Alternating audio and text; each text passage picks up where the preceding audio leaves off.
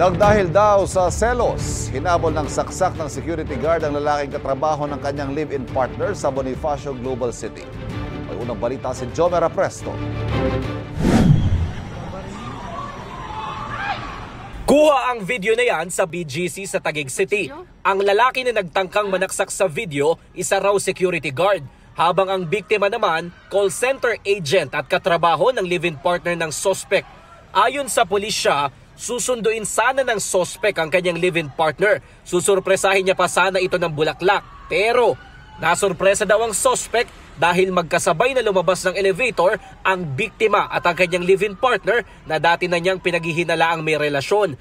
Doon nag-umpisa yung jealous niya na parang tingin niya yung pagdududa niya is totoo.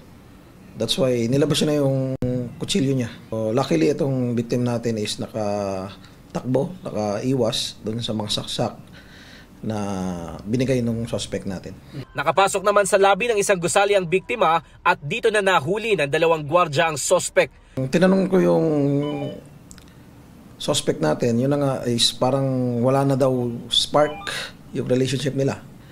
And then siguro may nakikita rin siya na laging nasa cellphone yung kalibin niya na dati hindi naman daw ganun. Nasa kustodiya na ng Taguig City Police Station ang suspect na nahaharap sa reklamong attempted homicide habang sinusubukan din namin makuha ng pahayag ang biktima. Ito ang unang balita, Jomer Apresto para sa GMA Integrated News.